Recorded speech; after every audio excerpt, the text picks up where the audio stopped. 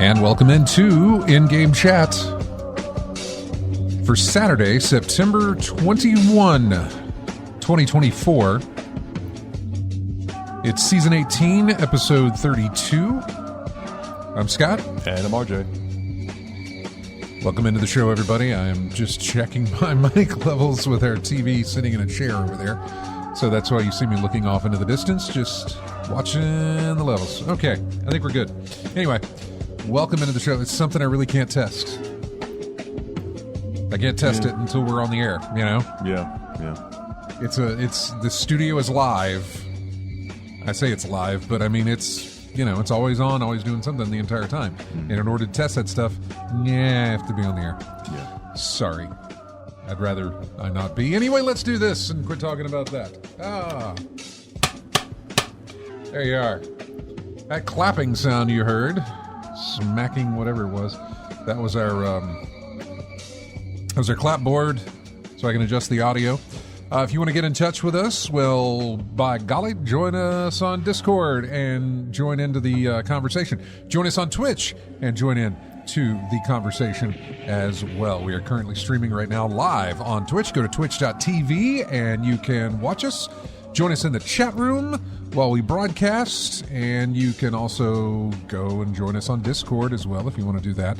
All the links that you need to get in touch with us and to find us are at our website, ingamechats.net. So welcome into the show. A quick little shout out to Dave, who is back home in Colorado, currently getting ready for work. He's got to go in for a shift, but he is listening right now. So, hey Dave, how you doing? Hey RJ, how you been? What's up, man? Yeah, been a week. Yes, it has. Feels like longer to you, I'm sure, because of all the driving you had to do. Yeah, but it was worth it. Hey, real quick, because I'd forgotten the last. Well, I didn't. Yeah, no, I forgot. I ain't gonna try and excuse it, because your birthday was the Monday following. Not last week, but the week before. Mm-hmm. So happy birthday, very belated. Yeah, thank you. I did give you a shot on Twitter for it, but totally missed it here, and I don't mean to do that, and I'm sorry, but happy belated birthday. Much obliged. I appreciate it. Was that the trip you took? Was that a birthday trip? Sort of, kind of? Sort of, yeah. Mixed it in was with? It was afterwards. Did you, and we're talking about stuff that we don't really talk about in the parking lot when we're done. Did you get any, like, giant food? We didn't get to go. We did go to restaurants, but we knew Lulu's, whatever. Lulu's bakery. She was closed. Speaking of bakeries, yeah, that bakery shut down. Thanks COVID. Yeah, I know. We lost the giant cinnamon roll. And the giant plate. Was it country fried steak or whatever it was? They made a big. Well, it seems everything's giant. God, it was huge. It was huge. It was like somewhere along the lines of a Cheesecake Factory and the Marietta Diner. I mean, huge portions. But it was all over the place. Yeah, well, the cinnamon roll was just ungodly. It was a huge in the size, huge platter. I mean, I want to say that thing had a 12, 14-inch diameter. It was big. Yeah. And the chicken fried steak or country fried steak, I can't remember what it is. Anyway, it has white gravy on it. Either way, fried steak. But it was massive as well. The entire plate was just this big thing. Yeah. Covered in gravy. Welcome to San Antonio. Did you try the pizza place? Couldn't find a pizza place. Because there's a pizza place that does really giant pizza there. We looked that up before you left. Yeah, it was a place that took up the entire table. You have to give a 24-hour notice. Or was it 48? I don't know. Probably a long time, though, it was for a long them to time make it. order to make it, but you had to give at least a 24 to 48-hour notice before getting that thing, and that thing took up 2 tables. Yeah. That thing is huge. You can't eat that solo.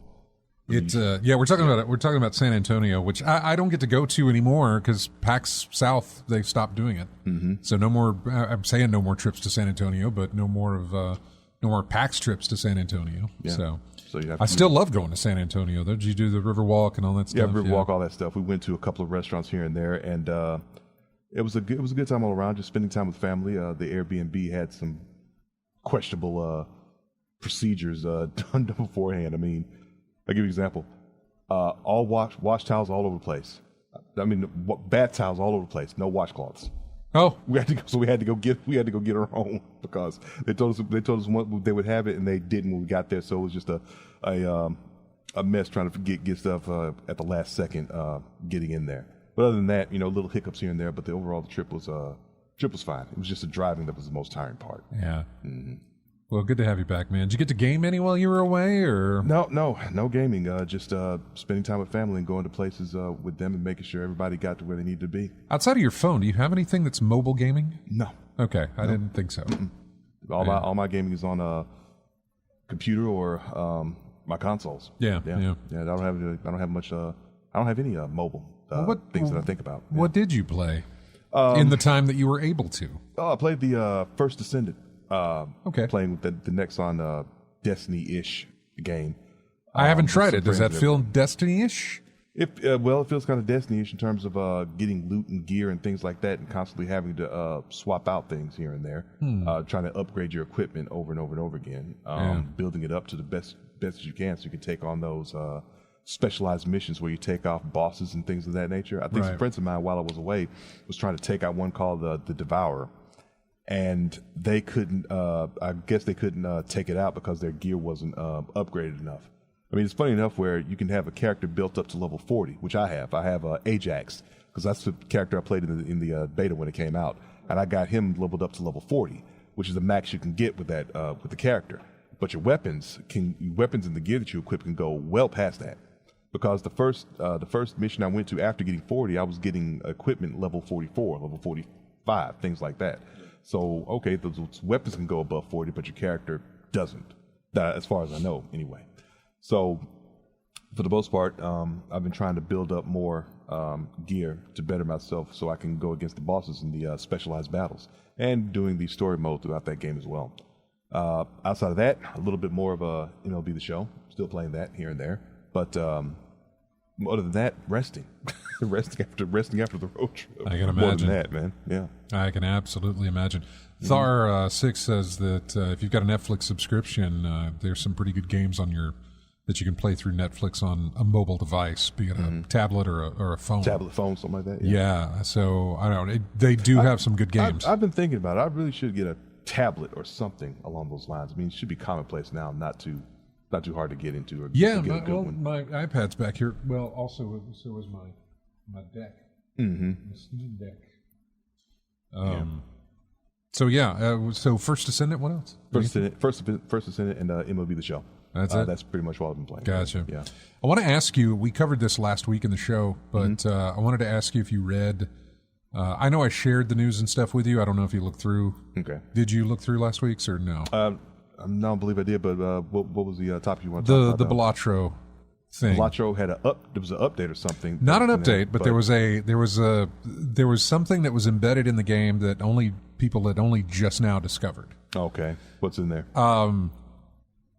The Joker that does the random multiplier.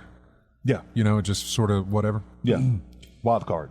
Is that? Yeah. It's just I think it's called misprint. Misprint. That's the one. Yeah. So there is a certain sequence that comes up when it's doing its little flashy whatever.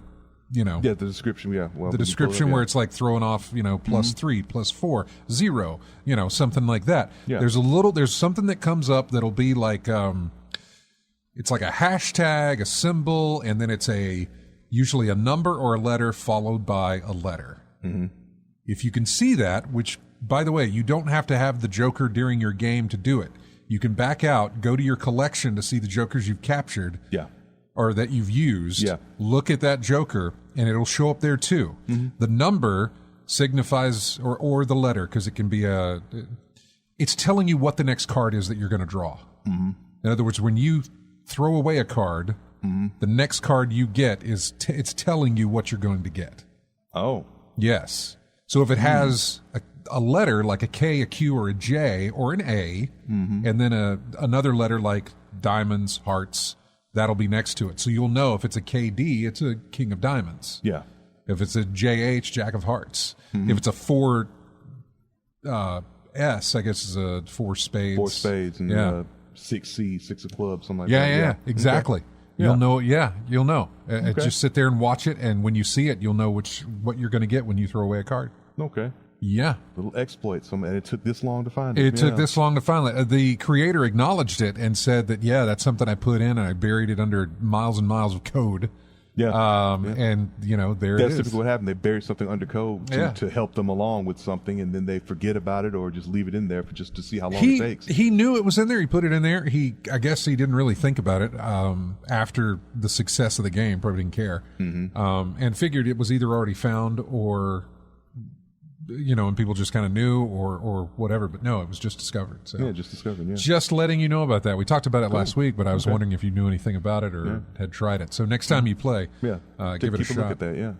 I mean, it's interesting how you see, we've seen news reports like this before where games 25 years, 30 years after release, someone just now found out something about it. The NES, the Master System, or Genesis games, things of that nature, or old PC titles, find something in there that no one discovered. It was sitting in there for 20 to 30 years. Yeah.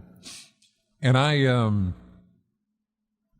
last week I was able to put a PlayStation 2 emulator on my Steam Deck. Okay, nice. Yeah. For one reason and one reason only. And it was for Burnout 3. And I now have it running on my Steam Deck. There it is, right there. The whole thing. And where's the button? Yeah. Yep. It's so good. It is so good. Man. With all the stuff you've got on there, you got me thinking about a Steam Deck or something like that. All the stuff you're able to put on there, emulation-wise. Oh, God, it's so good. Yeah, I know. I've got a lot of emulation software on here. Yeah. Just not in the PS2 world.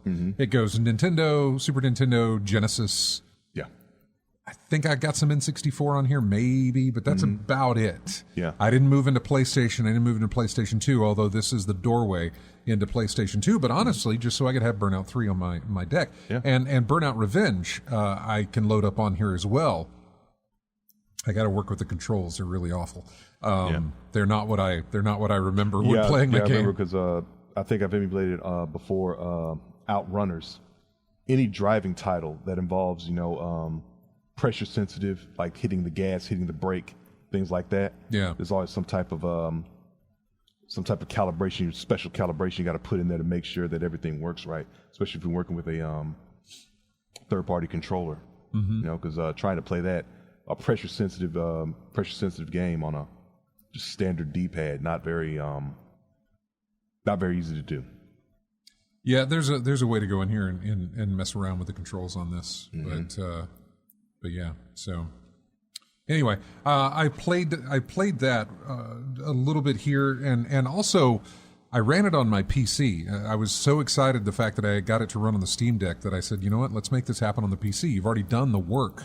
You've already done the heavy lifting of getting everything that you need. Now just make it run on your PC. So I did. I went and I found some forums about how to make it look really good, because there's mods that you can add to it that help with widescreen support, 14:4, the resolution upscale, all this other. God, it's so good looking on my 27-inch PC monitor. I can do the same with Burnout Revenge, although I'm playing on the PS2 version. And when I did my research, I realized that Burnout Revenge is on backwards compatible on my Xbox Series X from the 360 version. Mm-hmm. And since I already had that, I was like, you know what, let me go back and play that. Man, the bug bit me again. The bug bit me again to go through it. So how long you ended up playing it? Oh, I mean, I've been playing it like for at least an hour every night since I started. It was like Sunday, Monday, Tuesday, Wednesday. Yeah. I think Thursday I skipped, and I didn't play it last night either, but I've been playing it every hour going through Burnout Revenge. And I gotta say, I remember being a defender of Burnout Paradise. Because for me, Criterion could do no wrong. And honestly, they still can't. But, well, I say that, not where Burnout's concerned, they really can't. But I don't know about Need for Speed. But playing Burnout 3, playing Burnout Revenge, Paradise was in some ways a mistake. Mm-hmm. The open worldness of it was like, no, you can give us that, sure. Let us just enjoy the open world. But when you give us tracks and races and everything else, you should do it exactly like you did it in the previous ones. It is so much more fun to just drive and have an idea of where you're going rather than drive and just wonder when your next turn is coming. Yeah. Everything that they did. I defended it. I can remember defending it. Yeah. Way back when. And I don't remember what my defense of it was. In other words, I don't remember what the newness of it, the uniqueness of it. Maybe just the evolution of it, I suppose. Yeah, I get that. But then throughout the history of driving games, it's always been like drive, focus on the track, get there your biggest time, and then pick your next course, and we will take you there. But the open world aspect, for me, it really did stand out. Having to drive to your next location, have to check the map is just something I wasn't expecting in a driving game where I strictly wanted to get from point A to point B as quick as I could. Yeah, see, I loaded up after some time with Burnout Revenge over a couple of days there. I loaded up Paradise just because I was, just going to jump in there and play it. And when I got in there, the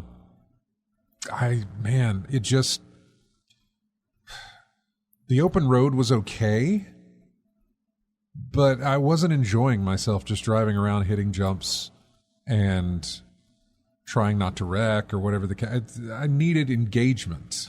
And I can get engagement. You just have to drive to one of the intersections and then, you start whatever that thing is. Yeah, I was about to ask, on the way to the next race or event, there's, if I'm remembering right, there's nothing else on the road with you except other traffic. Yeah. Other traffic? I mean, there's other traffic, and every now and again, when you unlock a car, the car doesn't get delivered to your garage. It gets put into the world, and you have to take it down. You know what I'm saying? You have to chase it down, make it wreck, and then you get the car. Okay. So every now and again, in between races, and you're driving to your next event, that little thing will come speeding by, and then you go and chase it if you want to. You don't have to.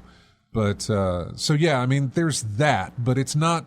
It's mostly just you and other pedestrian cars on the road. There's nothing else until you get to your, there's some jumps you may want to do, or maybe there's some stunts to do, but none of it matters until you initiate an event. And going back through these other two games and kind of jumping into Paradise, if you had just given me an option, let me free roam, I'll do that. Otherwise, let me pick what I want to do. Let me go through and pick it. And then when I pick it, make sure that whatever the track is, that you've cordoned it off, and moved, whatever. The guidelines of where you're going, and not trying to memorize the map, although I have. And playing some of these maps on Revenge and 3, these things will hit me again. I know something's coming up here. Okay, I remember this. The burning laps they're throwing in there, the ones where you have your time attack and everything. God, I hated those, but boy, my whole philosophy of playing those games back when I played them, back when they released, as I was playing them new, of you get gold or you go home type of thing. You know what I'm saying? Yeah. Like, you don't finish. If it is second or it is not perfect with a win, you restart. Start over.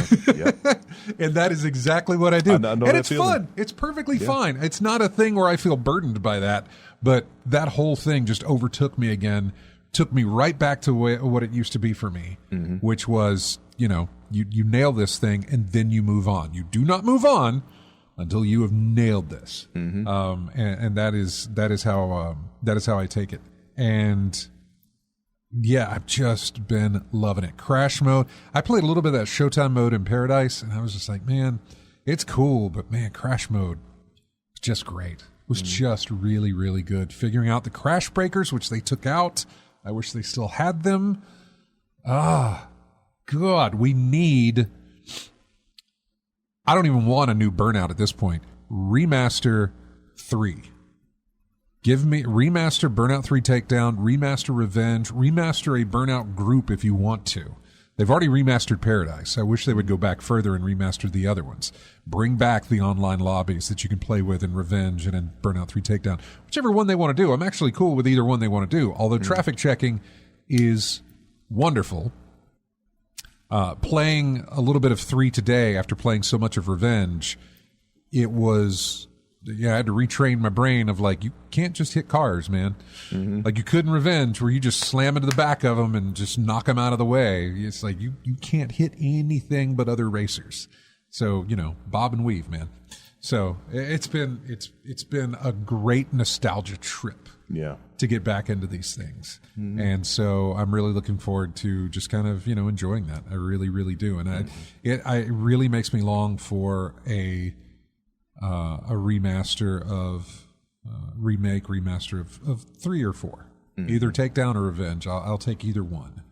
I think Takedown is the more beloved of the series through most people, and would probably do that. But given the size of both, I think at this point you could probably do a double feature on that. Just a Burnout remaster of whatever Takedown and Revenge would be nice.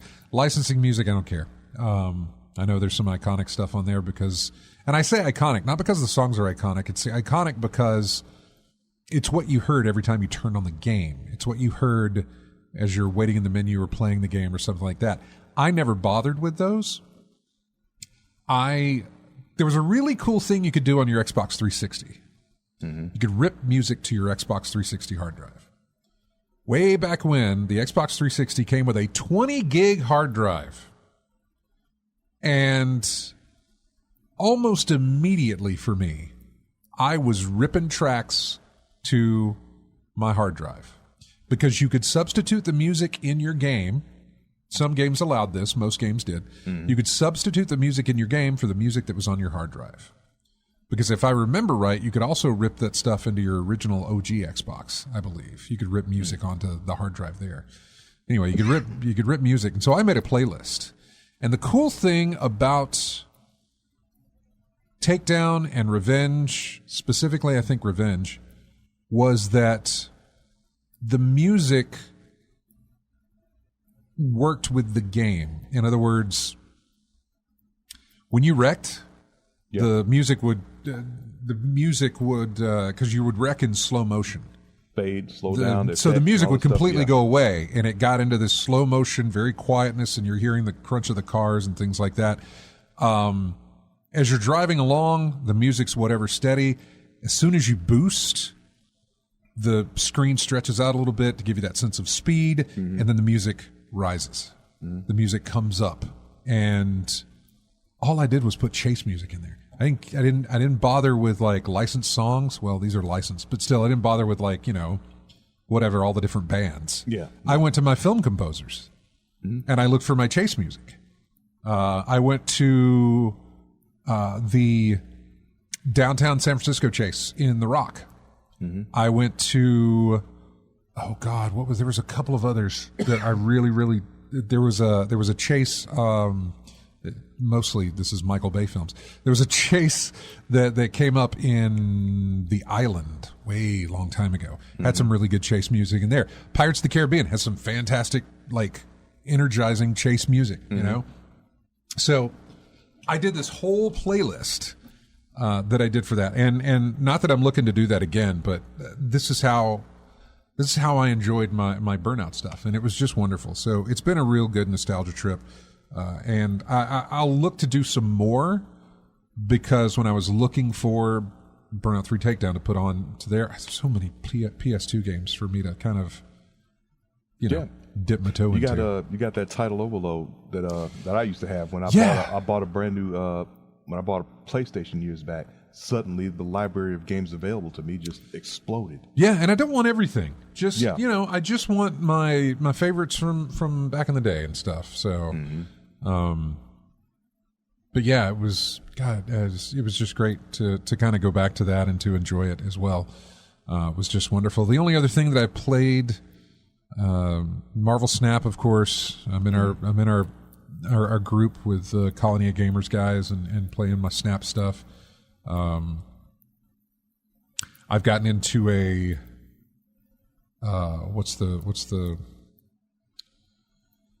I'm collecting a lot of the cards that have classic comic book covers on them. Okay. They've started doing that in Marvel Snap. Mm-hmm. So there's a great variant of a Spider-Man card that is the Amazing Fantasy 15 or something like that? Well, no, it's Secret Wars number 8. Okay. Which is the introduction of the symbiote suit, the black Spider-Man suit.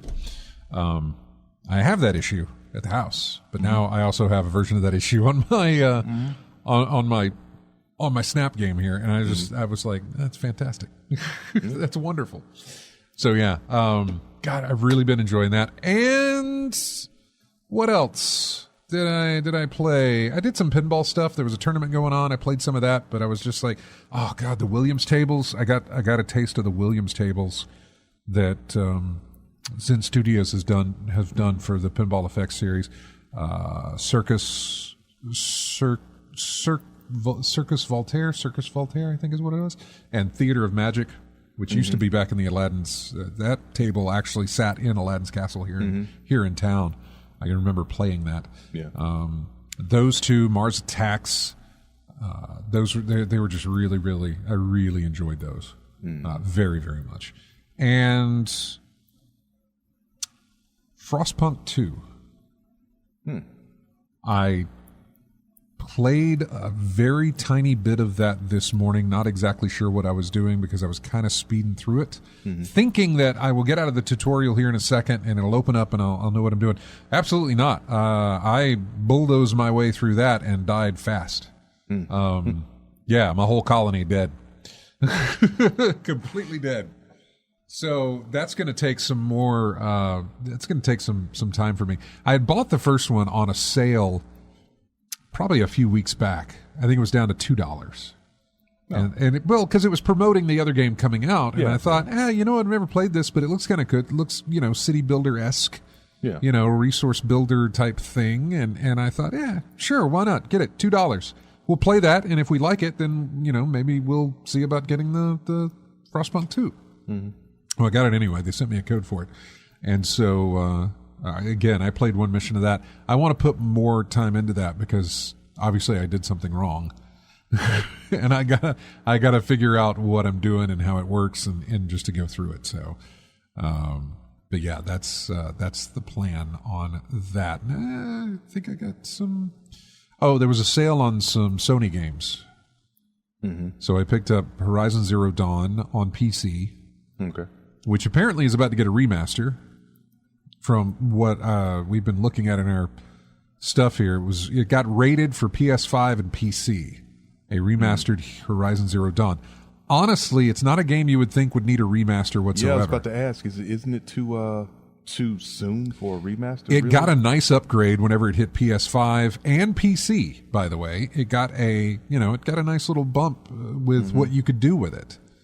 So I'm not exactly sure what the remaster is going to do. Hopefully, if you own the first one, a remaster is only, $10 extra, I guess, or something like that. Let's see. That's the case. Late February of 2017 is when that game released, so... Right? Yeah, I mean... It's not that big of a touch-up graphically, I would think. Well, I mean, if you look at what they've done with Last of Us... Like they did Last of Us 1 and they did a remaster. That was PS3. They did a remaster on the PS4. Yeah. Then they did Last of Us 2. Then when the PS5 came out, they did a remake or remaster for Last of Us 1 to run on PS5 and PC. And then they did one with Part 2 for PS5 and PC. They're not so much a remaster as it is more of a touch-up, I suppose. Touch-up, yes. Yeah, that's what I mean, a touch-up. A slight graphical improvement. Really. Maybe, yeah. I don't really know. I could see that with Last of Us 1. Mm-hmm. I could see there being some significant improvements in that. Because you got to go back to PS3 days for the original on that. And probably the last time I played it, I don't remember playing the remaster of the game whenever it came out, and it came with Left Behind, I think is what it was, or Last Days or something, what it was called. The DLC that came with it. I remember playing that, but I don't think I ever touched on the remaster at all. And yeah, Thar6 says he want to remaster Days Gone as well. I thought I picked that up, but I didn't. It was like $10, but I didn't pick that up on PC. I did get Ghost of Tsushima though. Okay. Finally. And that's on PC as well. Haven't done anything with it, obviously, but now I have it. So yeah, I'm going to put in some more time with Frostpunk 2 tomorrow, see if I can figure that game out. I'll put in some more time with Snap.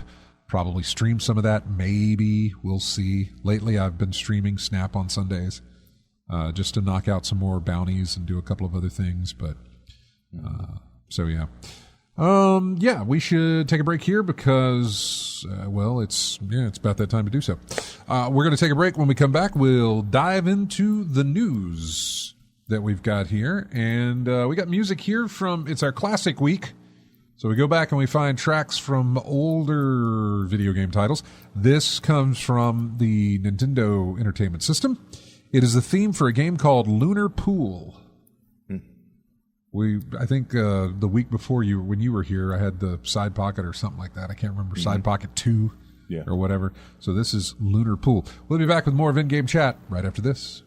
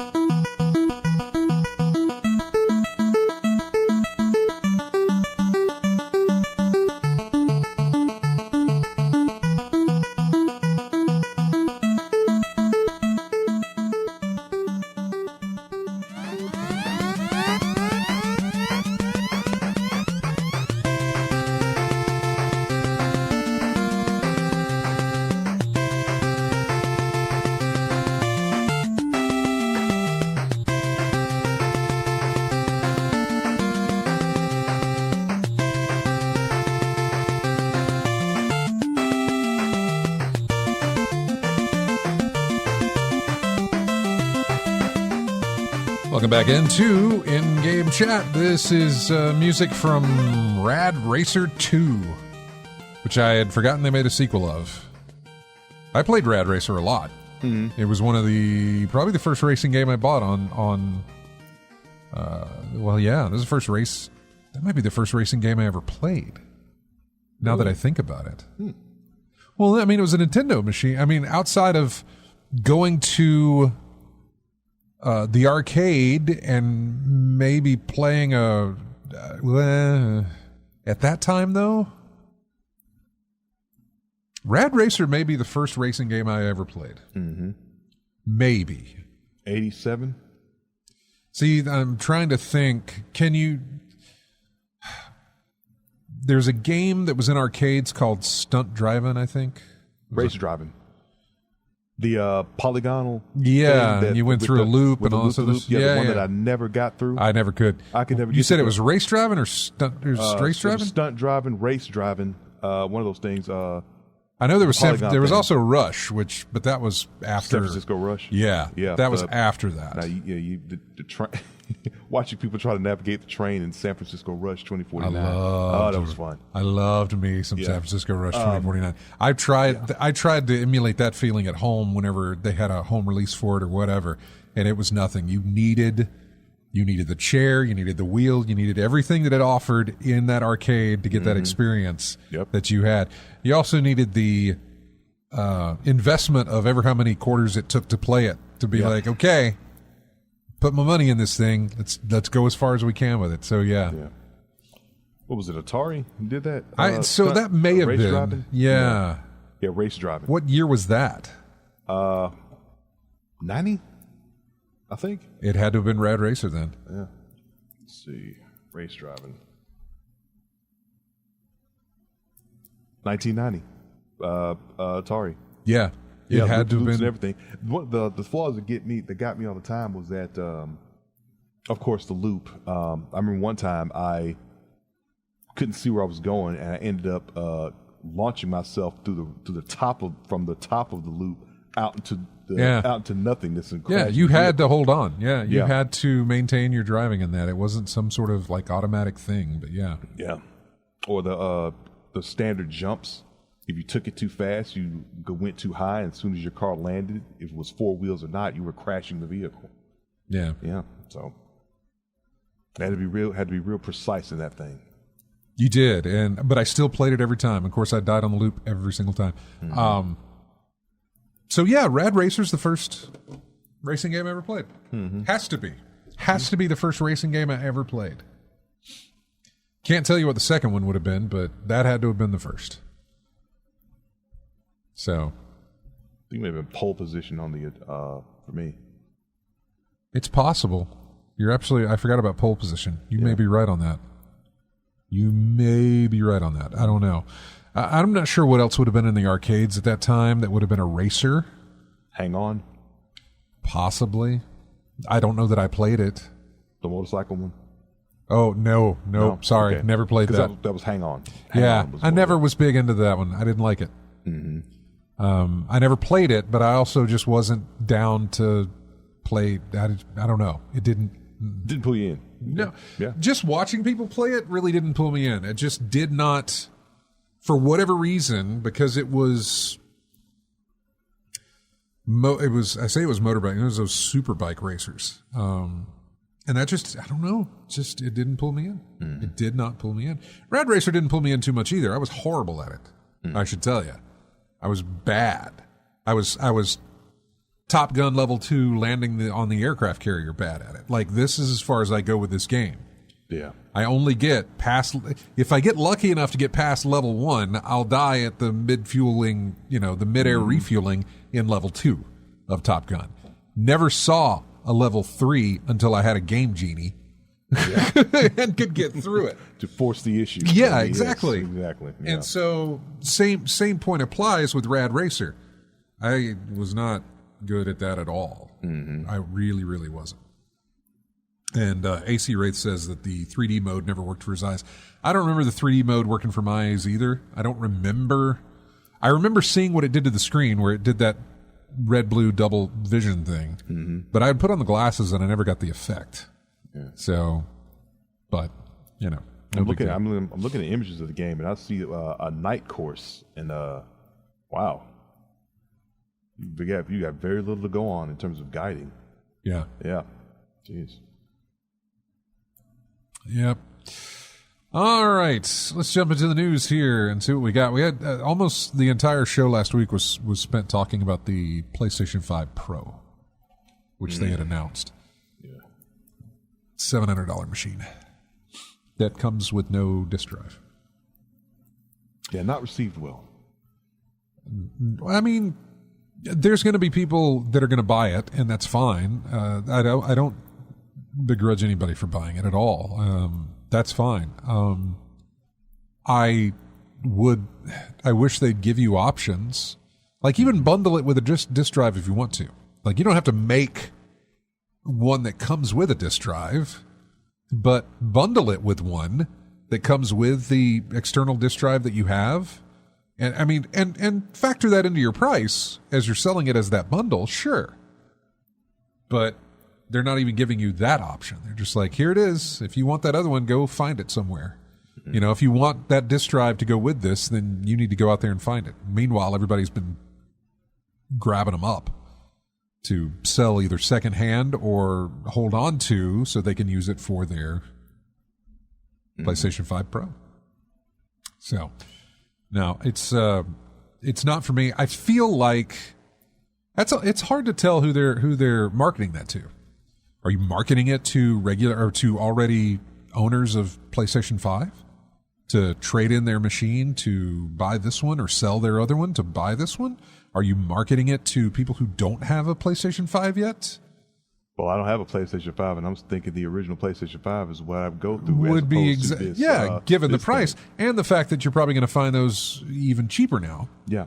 Especially secondhand or whatever the case may be, you'll probably find those. I mean, cheaper. Essentially, what's the real performance difference between the Pro and the original PS5? Really? I mean, we went over all this last week. There are some differences. I think you're getting. Oh man, was it extra 45% of something? Man, going through it, I don't remember, but. Was it not worthy of remembering, or just not something that? Well, there was a lot of numbers that goes with it, and I had info in front of my face when I was reading through it last week. Obviously, I didn't retain that info. There was a lot, but I didn't really retain it only for the fact that I'm not picking this up. I mean, it's the same. It's the same thing that the thing you think about with the PS4 to the PS4 Pro is the upgrade worth the cost of admission? Really? True. Yeah. I mean, is it worth it? And PS5 is looking like it's the same thing to me anyway. Not worth the upgrade. Just stick with what you got. What it did do, and Lethal Migraine's talking about this, there's no reason to buy one or pay that much money for a console. What it did do, you're putting a $700 price tag on a mid-generation refresh. What does that mean for your next generation console? Price-wise. Higher. Right? Yeah. I'm expecting it to be higher. I know. That's the scary part. You know, that's the scary part, that if it's $700 for a mid-gen refresh, not even the next generation console, not even a PS6, what is that thing going to cost?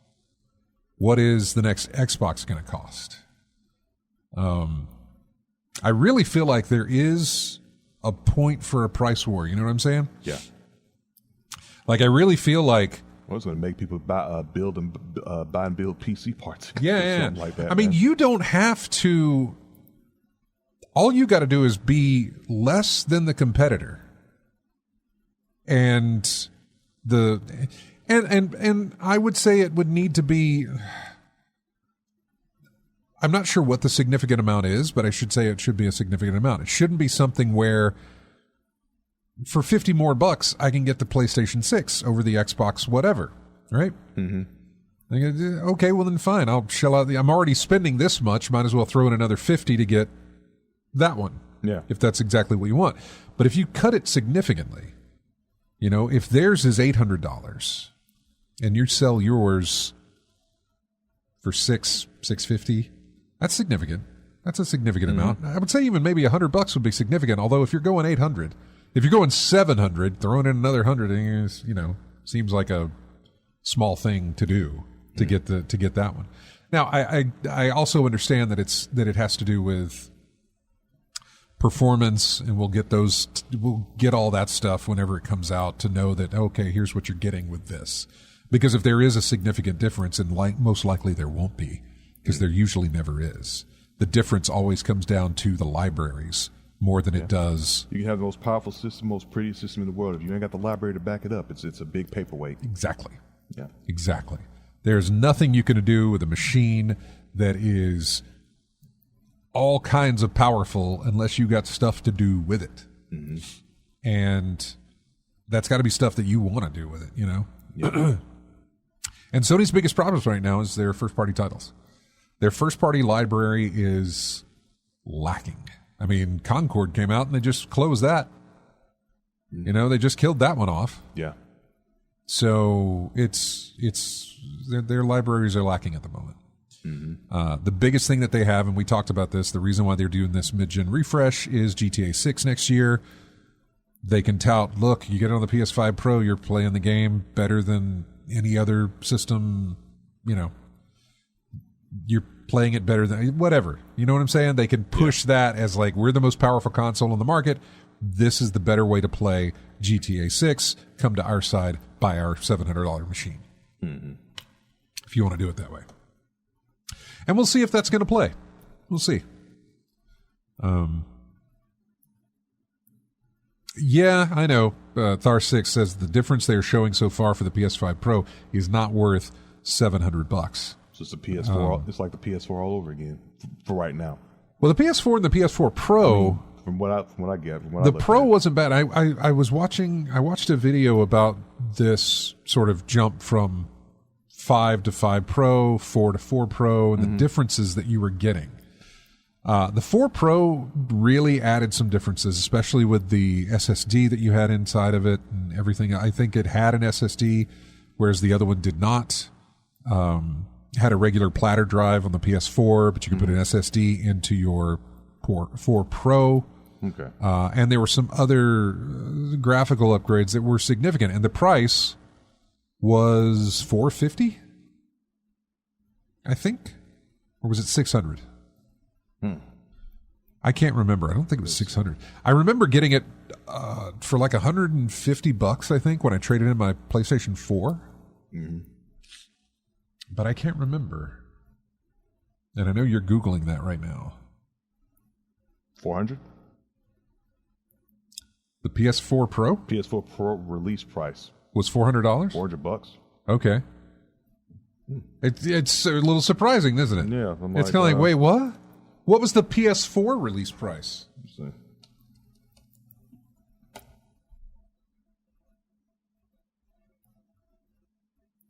$400. The PS4 release price was $400? Yeah. And the Pro was $400? Yeah, but how long? How many years between? I can't remember. Yeah. Again, you've got it there with what you're looking at. 2013? For the PS4. I'm just... yeah. So what, 2016? Yeah, maybe a few years down the line. Let's see. For the Pro? 2016. 2016, yeah. Yeah, 3 years later, yeah. Yep. Just for $400, $400 back then, and then 3 years later, $400 with a PS4. 3 years later. Yeah, well, no wonder then. Yeah, no wonder I was able to get that for a pretty cheap price, considering I traded in my PS4 to get the 4 Pro. Yeah, no, that was it. Yeah. Huh. All right. Yeah. So load times and graphical touch-ups? Yeah, they were for the 4 Pro, yeah. 4 Pro, okay. Yeah. The 5 Pro, I don't necessarily... The 5 Pro, what we discussed was that currently right now on the PlayStation 5, and currently right now on some of the Xbox titles as well, you have choices where when you play the game, you can go with performance, which means graphics are going to be toned down a bit because you want the frame rate to be at 60 frames per second. You want smooth gaming to go through, that. So they'll tone down the graphics a bit so you can play in performance mode.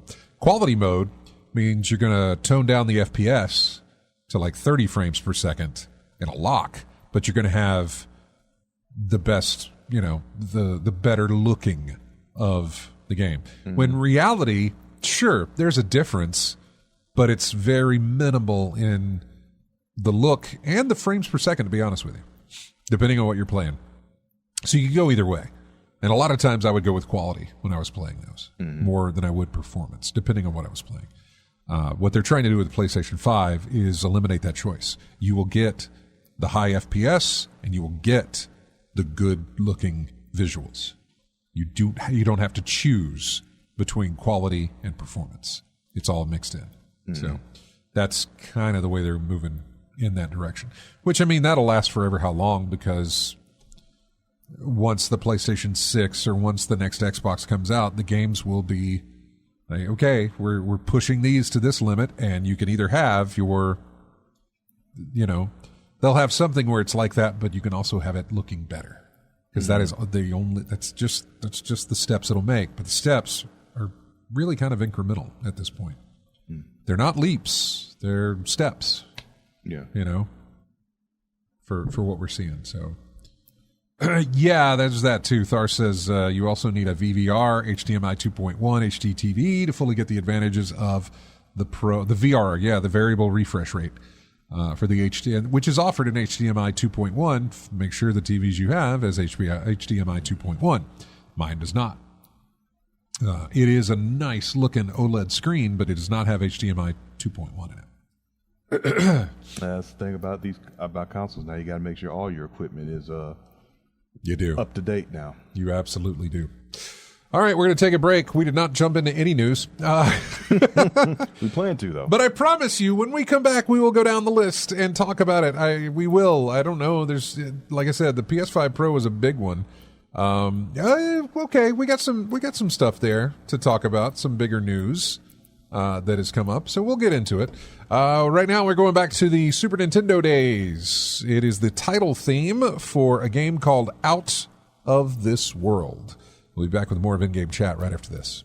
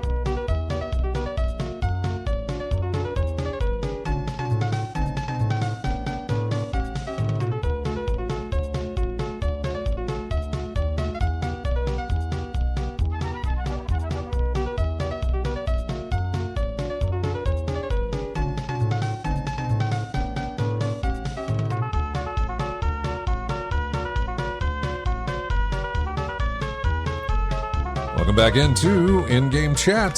Here is music from the Super Nintendo Entertainment System.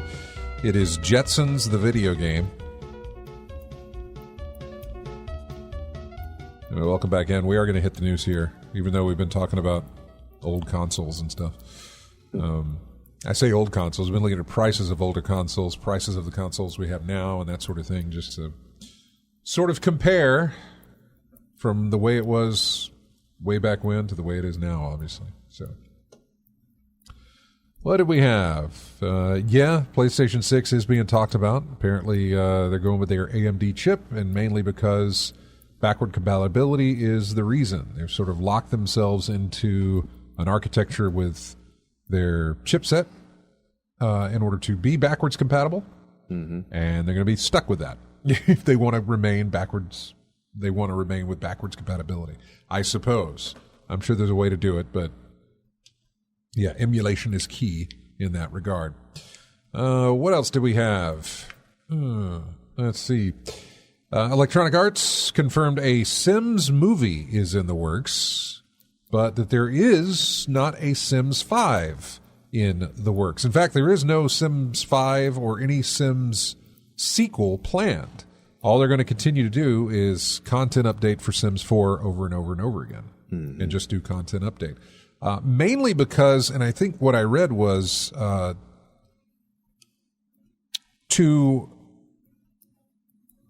start fresh again, they feel like people have put so much time and money into Sims 4 with all the expansions and everything they've been doing that trying to make a Sims 5 and either have all of that stuff be able to be carried over is just too challenging, or too just something that, that's an expense they don't want to go, or the fact that they didn't think that people would follow into that. In other words, we make a Sims 5 that can't bring all of that stuff over, nobody's going to want to play it. They've spent too much time in Sims 4 with their characters and their profile and everything else that they don't want to move to Sims 5.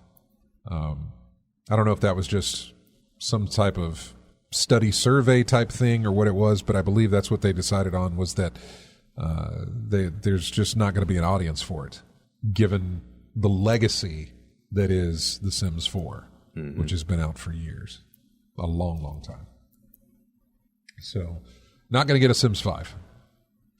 We already talked about the fact that we had Horizon Zero Dawn Remastered was rated for PS5 and PC.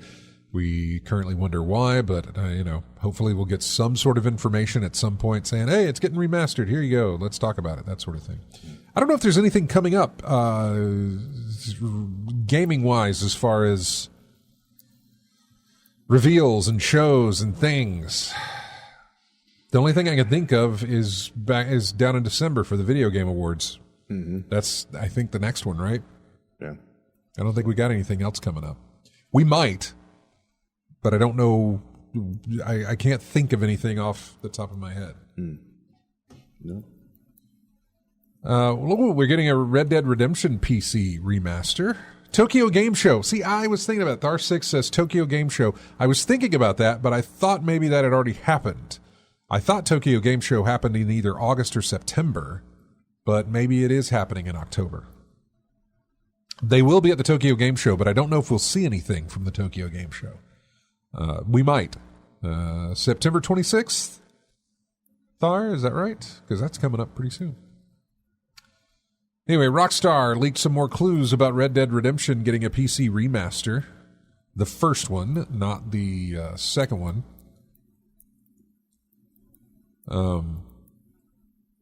It got a Steam app number, which is not much information. You can view and track the game via SteamDB now.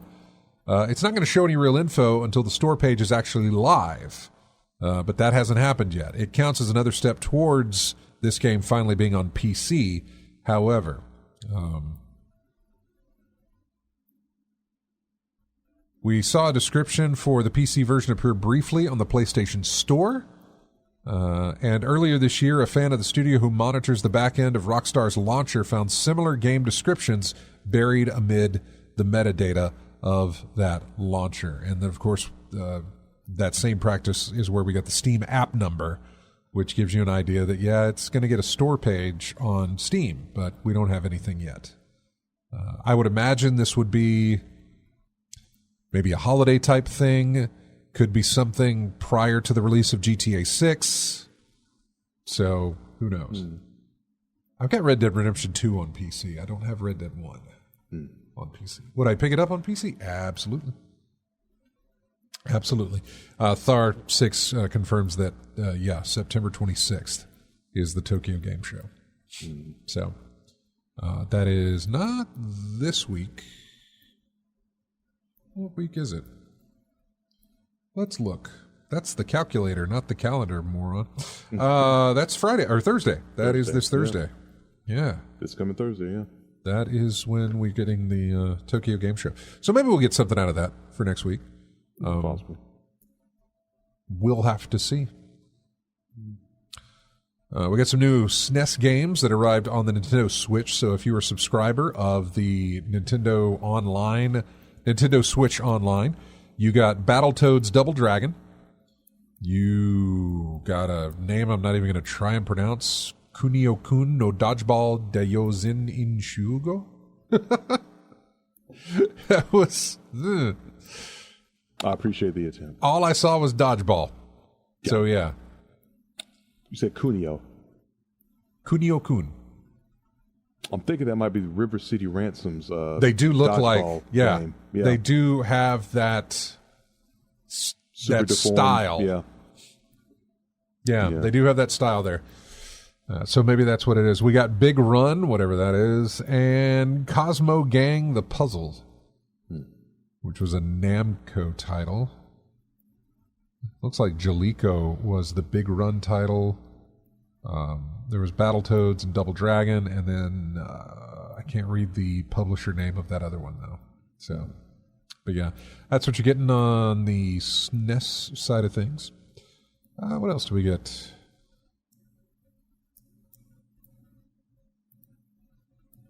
Yeah, okay. Pal World is finally getting sued by Nintendo. We kind of thought this was going to happen way back when it released. Probably spent all this time gathering information and stuff like that. Who knows? Yeah, I don't remember when the game released, but yeah. This is a statement from Pocket Pair, which is the developer of Pal World, which seems very Pokemon-esque.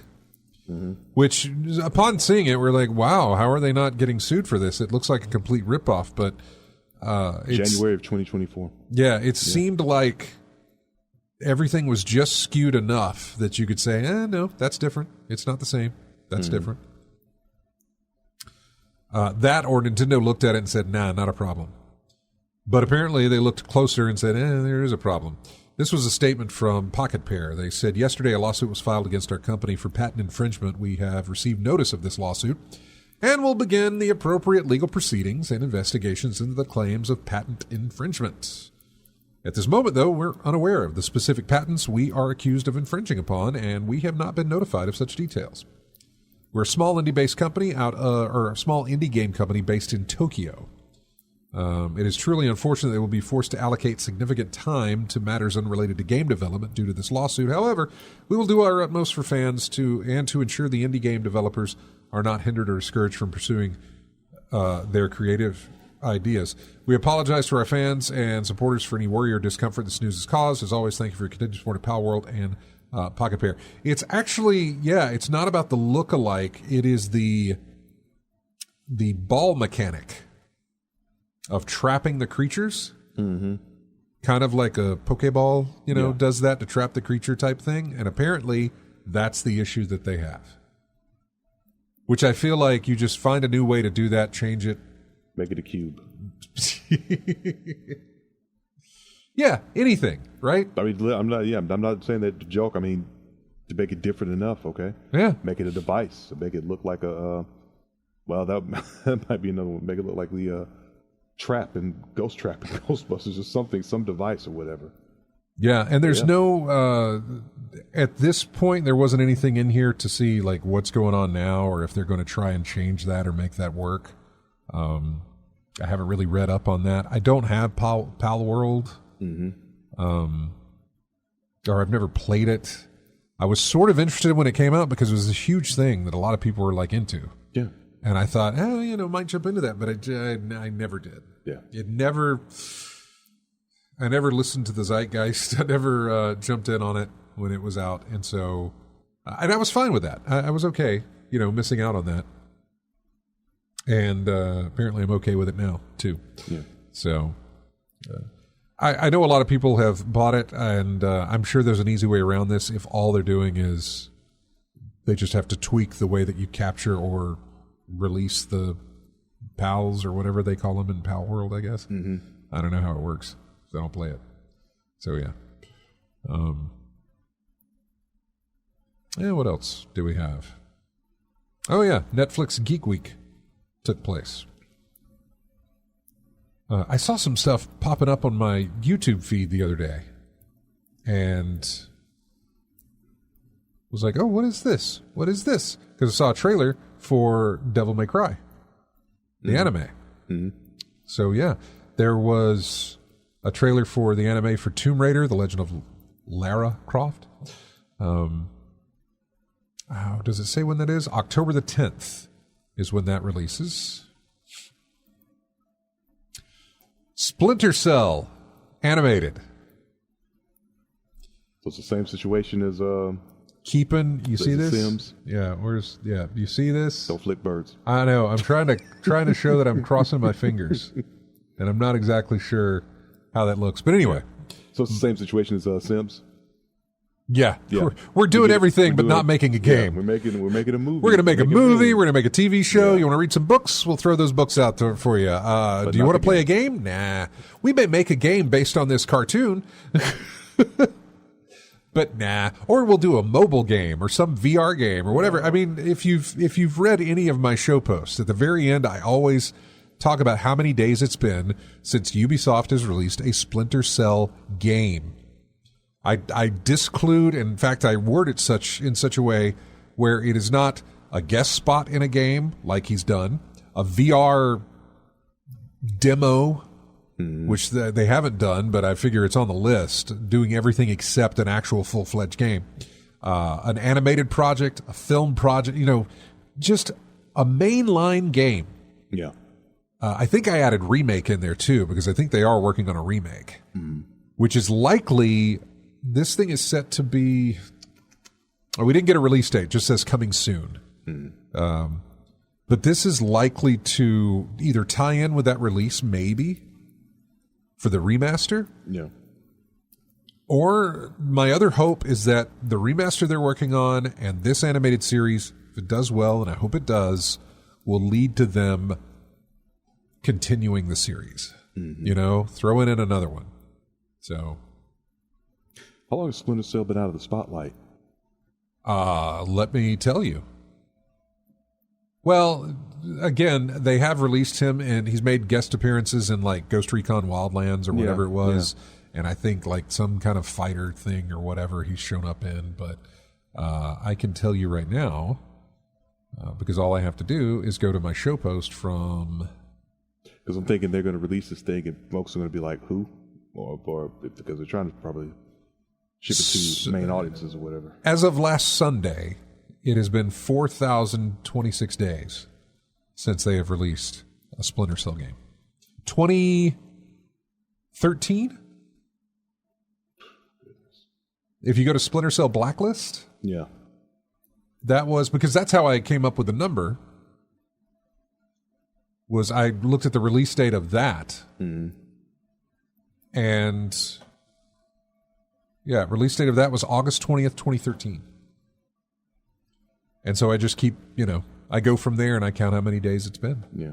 So. You see, I ask because, fans of the show, of course, will have interest in it, but they're trying to get the fans and the casual viewer to get into it. So I'm like, is it enough to be called a success? Will there be enough people to... I don't know what they'll consider as a success, right? I don't know. I don't know. I hope it does well. I don't necessarily want them to Far Cry the thing, where it's like, hey, let's every year, boom, another one, boom, boom. I don't want them to do that. I don't want them to Assassin's Creed it. I just want a Splinter Cell. And if it works, then, give me another one down the line. Don't wait. What are we, 11 years now? Yeah, don't wait another 11 years before, doing another game. Just give me the game. So, anyway, we'll wait and see how that goes. What else do we get? Castlevania Nocturne Season 2. We got a release date on that. I thought we did. January 2025. I don't know if I watched the Season 1 of Castlevania. I loved Castlevania series, and then they did Castlevania Nocturne. I don't think I watched it. I don't remember if I did that or not. The Witcher with their new animated film or animated series. Did that get a date? Yes. February 11th of next year for The Witcher. Monument Valley 3 is coming to Netflix Games this December, which I enjoyed Monument Valley. So again, if you've got a Netflix subscription, you're getting some really good free games on that. We got Devil May Cry coming out in April of next year. The anime series for that. Magic the Gathering series. We got some news on that. It was announced back in 2019. They just talked about the showrunner, but there really wasn't much else to know about that either. There was a game based on the Rebel Moon films, parts 1 and 2, called Bloodline, a Rebel Moon game. Heard it was actually not too bad. The quality of the films notwithstanding, the game, not bad. And that's what we got from the Netflix stuff. So, we got some more stuff to talk about here, and we're going to get to it whenever we come back here from this break. Apparently, the new Dragon Age game, Veilguard, while I was putting it on my ignore list, after seeing some of it, watching some gameplay and everything else, I was just like, nah, it's not clicking for me. Mm-hmm. And maybe it's not clicking for other people. There wasn't much. But then apparently there was a preview, and at least the media is really loving it. They're giving it, it's, well, we'll talk about it when we come back. We'll talk about what it's doing to in the previews and how well it's going there, and talk about that, because it was not on my list. But given what they're telling me and the way that they're comparing it to other BioWare games, this I may be in on this. I may be in on this. We'll see. We got music here from the Sega Genesis days. I gave you Jetsons before. Let's have the Flintstones here from the Sega Genesis. It's just called Let's Rock. We'll be back with more of In-Game Chat right after this.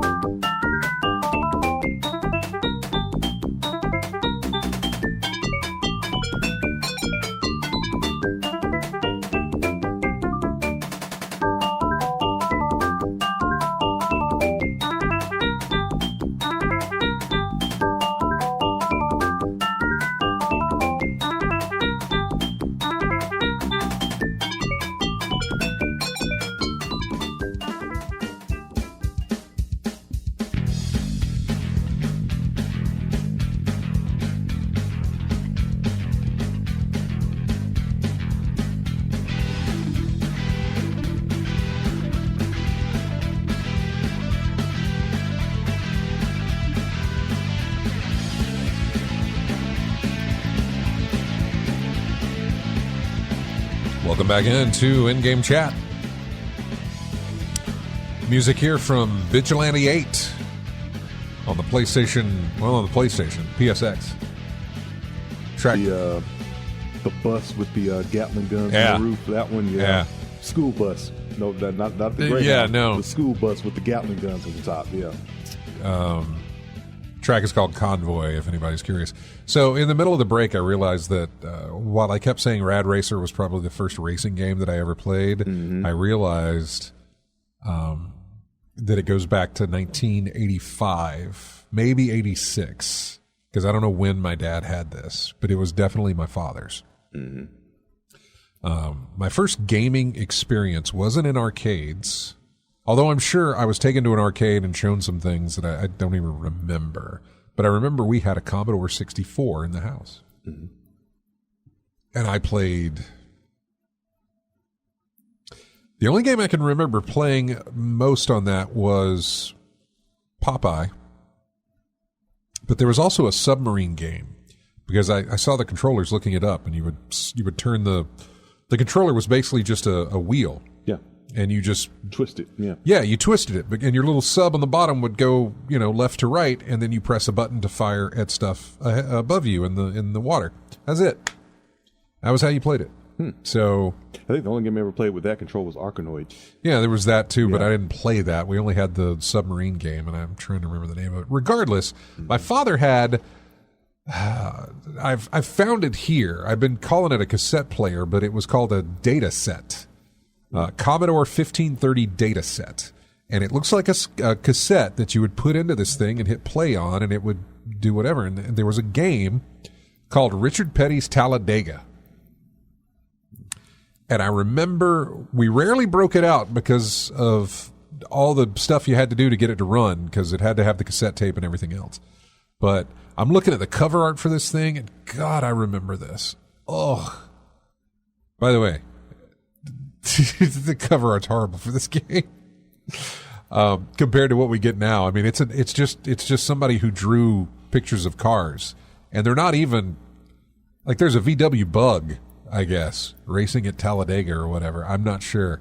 The numbers sit on top of the cars like taxi cab signs. You know what I'm saying? Mm-hmm.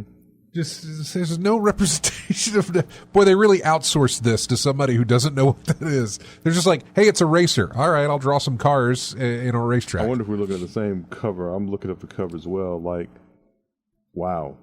There's a yellow car. It's a yellow car with a pizza delivery sign looking thing on. Yeah, top. exactly. Number 51. Yeah, and then there's number 3, which looks like a VW Bug. Yeah. There are no NASCARs. No stock cars. No, there's no stock cars on this thing. No. But yeah, I remember playing that at home. So that is likely my first racing game that I ever played. Although it mentions Silent Service was by the way, the sub game was Silent Service. You're exactly right, Bama Brian. Looking at it further, it mentions pole position and pit stop. Looking at pit stop, I don't remember pit stop at all. But pole position, I legit remember that. But pole position was massively famous. Yeah. There was even a Saturday morning cartoon called Pole Position based on the game. Mm-hmm. It's likely I may have played that first because that came out in 82.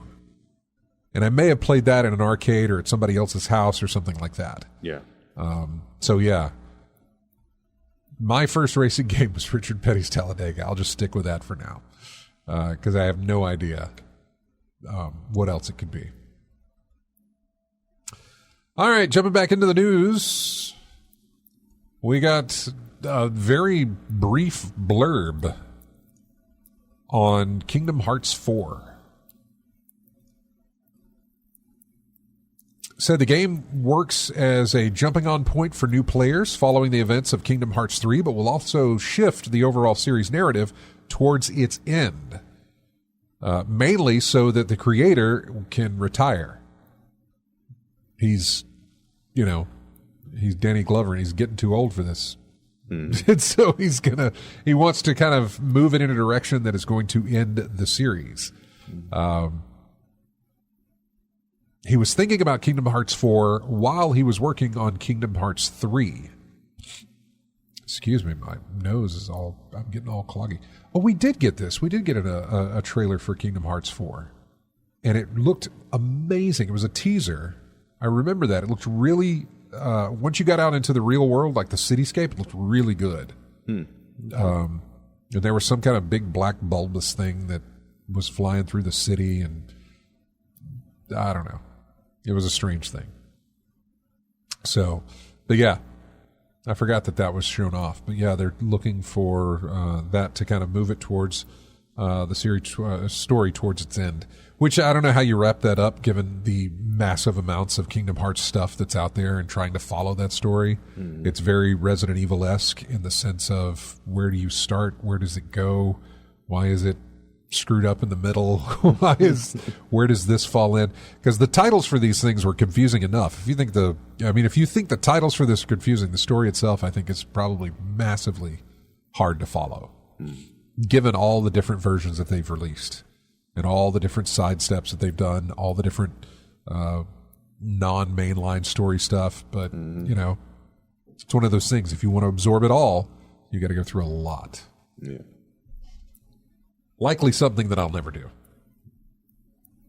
So, Dragon Age. Let's talk about Dragon Age. The Vanguard, or the Veilguard, not the Vanguard, but the Veilguard. I'm going to read you the headlines to give you an idea of why I feel the way that I do. This one comes from PC Gamer. Headline says, playing 6 hours of Dragon Age the Veilguard gave me the faith its trailers could not. This is the BioWare comeback fans want. I like that because I felt like the trailers weren't pulling me in either. I think the thing is the same thing issues you have with a lot of releases is trailers with no gameplay. No, I've seen gameplay of this. Okay. I've seen trailers, and we did get trailer without gameplay, but then we got a 10 or 15 minute dev commentary walkthrough of the first section of stuff in the game. And I watched all of it. Okay. But it still wasn't, it was still like, eh. Still wasn't enough. Yeah, it's not doing it. It wasn't doing it for me. All right. But this says, Dragon Age the Veilguard won me over with its combat and polish, even if the story won't stop holding my hand. So, I don't know. That was the subline of the headline there. This is Eurogamer. After playing it all day, this is the headline, after playing it all day, Dragon Age the Veilguard, the Veilguard, feels like the series' Mass Effect 2 moment. That's a big claim for me because Mass Effect 1 did not work for me, but Mass Effect 2 absolutely did.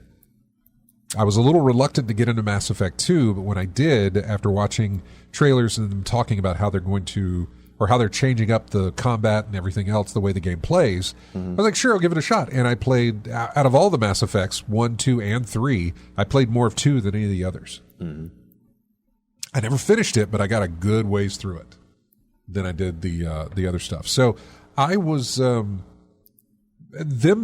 putting headlines up like this are like, okay, you're bringing the attention back.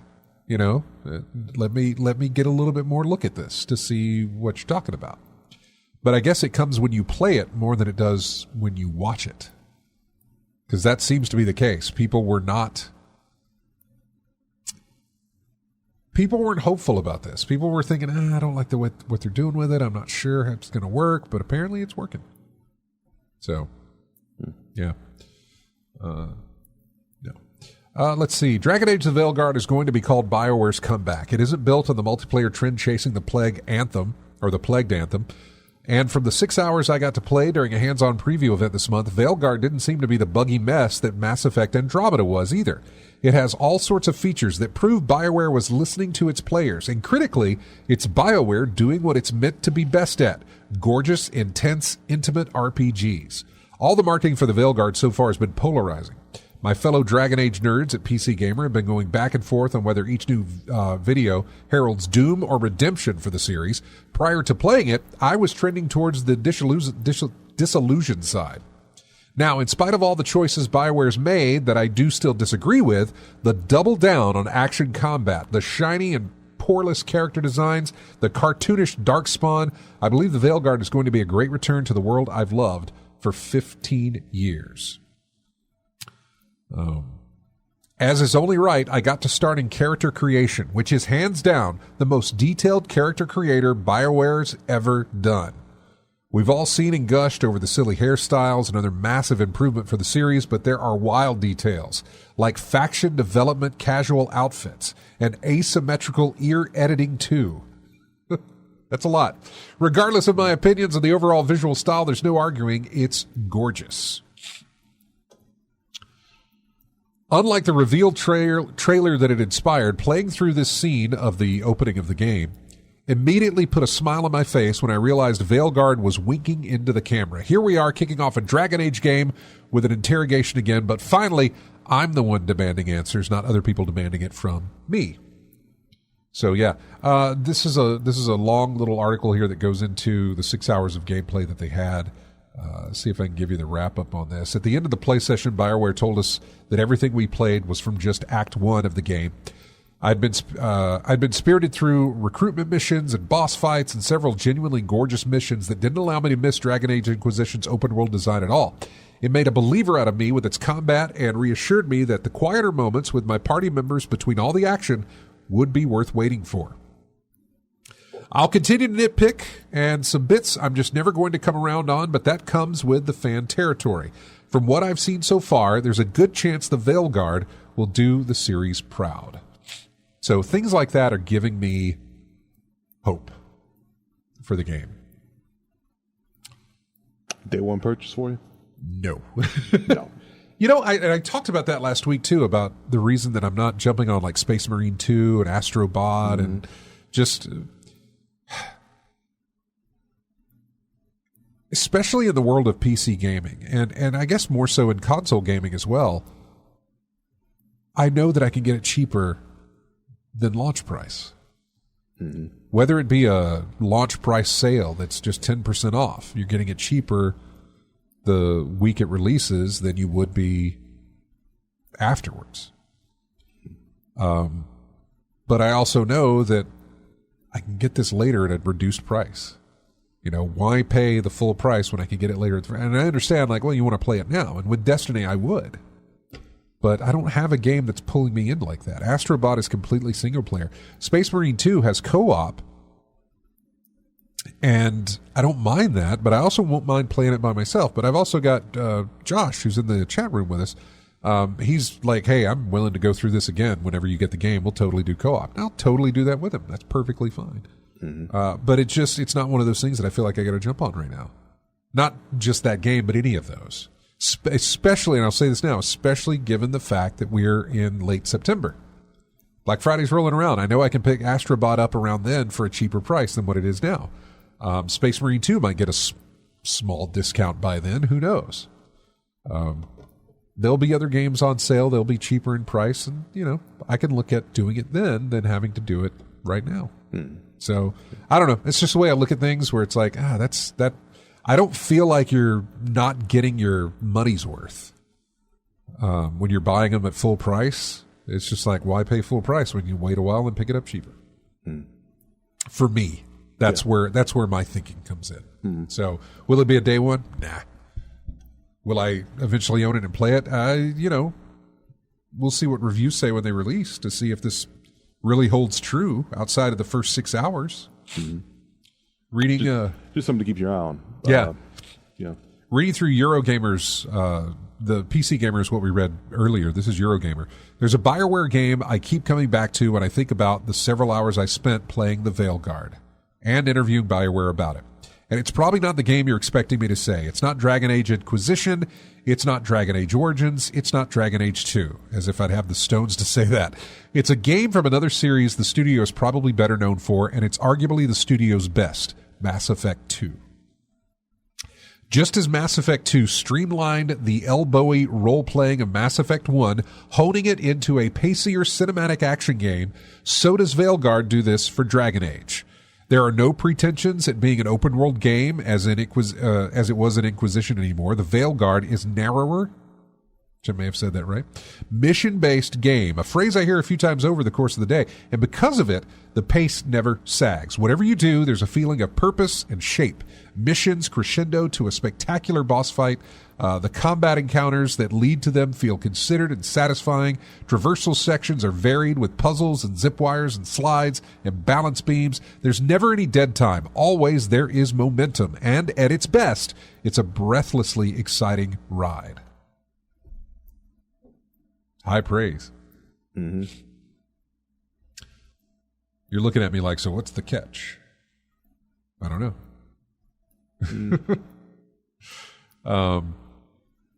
I'm going to the end of the article here. I've only played one act of a 3-act game, though, so there's a lot more I haven't seen. And what I have seen was condensed into action-packed missions and sequences, with the exception of the slightly more open-ended Crossroads area, which you'll return to time and time again. I didn't see much in the way of downtime because there wasn't time for it, so I haven't seen the quieter moments of the game. Regardless, I'm elated to see BioWare in this kind of form again. As a cinematic action game, the Veilguard roars with quality, and as a role-playing game, it provides a welcome refreshment to the density of Baldur's Gate 3, which it will no doubt be compared against, though perhaps it would be better considered a complement to. Based on what I played, I've absolutely no doubt the Veilguard will be an enjoyable ride. My only concern is how much of a memorable one it will be. These are all really great praises for Veilguard, a game I'd really already kind of said, nah,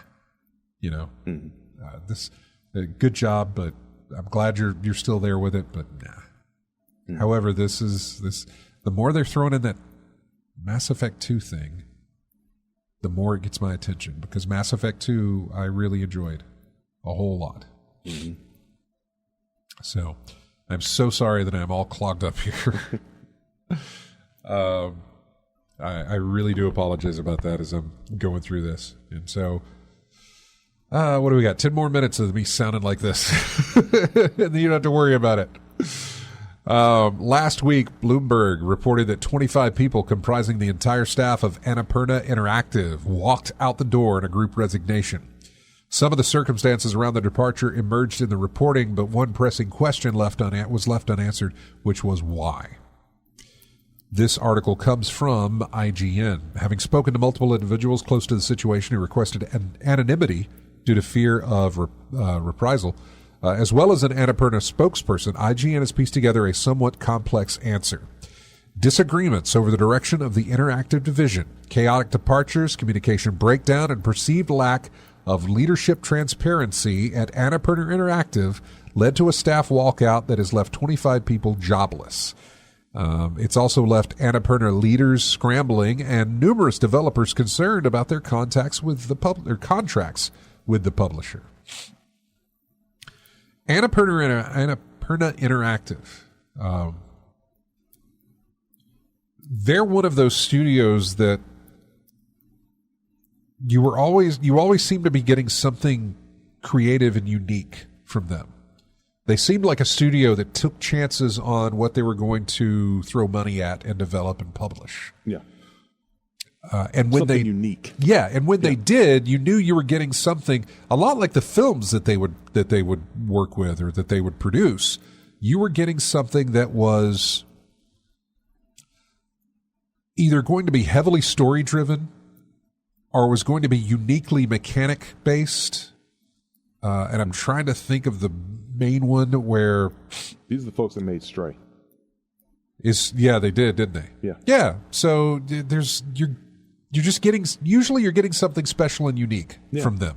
That's me, which is something that the video game industry has been lacking. Exactly. In for a very long time. Originality. I know. Something title that stands out. Yeah. I mean, you call it the cat game. Stray. Yeah. That was Annapurna. I'm trying to think. There's another game. God, it starts with an M. It was a perspective game. So you could take something that was a small size, and if you put it in a perspective to where it was large on the screen, it would be large inside the game, you know? Mm-hmm. Kind of superliminal, if you know the game I'm talking about there. Yeah. I pulled up some of the games here. It starts with an M. I thought it started with Mundown? No. No? Okay. Oh, I remember 12 Minutes. They made that game 12 Minutes. That was another one. Yeah. Yeah. Man. No, I don't see it, but I'm gonna find it here. That was one we talked about. Lorelei and the Laser Eyes. That was another. Oh, that's another one from them. Yeah. Oh man, I've really got to look at that then. Mm-hmm. I could be wrong. You're one of the games you were looking at, Cocoon. Yeah. Yeah, that was one. Cocoon's great. Donut County is great. Gorogoa was interesting. What Remains of Edith Finch? Mm-hmm. Stray, we referenced that. Journey. Is it Maquette? Yes. Yeah, Maquette. That's the one. Yeah. Maquette was exactly the one. Yeah. Unfinished Swan was great. Lorelei and the Laser Eyes I need to look at. That's one I haven't picked up. Sayonara Wild Hearts. The Pathless. Oh, did they do the FMV type games too? Telling Lies. I've seen that on the PlayStation Store a few times. I think, one of the movie type things, yeah. But you're absolutely right about, it was Maquette was the one where it's not perfection, but perspective. It was great about that. Yeah. Guys, some really good stuff. Oh, Kentucky Route Zero. I forgot about that. Mm-hmm. You're right. Telling Lies is in there. Ashen. Gone Home, another great one of theirs. Flower, which I think is something they bought because I don't remember ever seeing Annapurna Interactive showing up on my PlayStation 3 when I played Flower from that game company, which was their name. So I'm not sure about that. Anyway, got a few more minutes here, and I'm just trying to breathe. What's upcoming for you? Anything that you're looking at playing this week or that you're going to try and get to this week? Well, I was looking at the remake of Repop, Lollipop Chainsaw Repop. I was looking into that. Yes. I saw that came out, and I was thinking about it released already. But it was Steam. I think Steam was, had some folks on Steam playing it, so I was thinking about looking into that. I'm still looking into The Operator on Steam. I still remember playing the demo of that. I haven't gotten the full game yet, and I remember we talked last time I was on the show. We talked about that game was released in its full. I haven't either, and it's not as expensive as I thought it was. It's like 26 or 15 or something like that. It's not it was somewhere in the teens, I think. Yeah, I think it is. It's also not a long game from what I understand, but yeah. Mm-hmm. Yeah, so looking into that again, and of course getting back into my fighting games. I haven't played enough of those lately, and I need to really start digging into those again. Yeah, because I'm watching top 8s and streams and people having a good time playing these things, and then I need to just get back into that, see if I can compete again. No, I don't blame you. So, I mean, it'll be the same for me as I'll be going into Snap, maybe some pinball. I've put in for some new tables for them because they're working on some new tables for the pinball effect stuff. So I put in for some more of that to see if they'll get them to me. I'll do some Burnout. I'll play some Frostpunk 2. I really want to come back with some thoughts on Frostpunk 2 afterwards. But I've got a whole library of things that I'm really kind of interested in. Yeah, and we all got that big backlog now. Yeah, by the way, Frostpunk 2 is on Game Pass if you've got an Xbox. It is on Game Pass and PC Game Pass. Star Trucker is another one that I wanted to get into, and that's on Game Pass as well. I was going through Game Pass when I was looking for Burnout Revenge. I hadn't been on Game Pass in a while, so going through it, I was like, man, I've got all these games on my wish list on Steam, but I've got them right here on Game Pass. I need to jump in and play them. Frostpunk 2 was there, but that was before I got a code. Star Trucker was another one. There's a couple of others there that I put on my Steam wish list, but they're popping up on Game Pass, which is great because that gives me a chance to play them before buying them. And seeing if I like them. Although most of them I had demoed already. Star Trucker being one of them. So anyway, I think we're coming down to the end of the show here. So yeah, we're going to be back next week. We are getting closer and closer to the spooky season. So what do we got? We got one more show next week, and then we're jumping into October with our spooky stuff.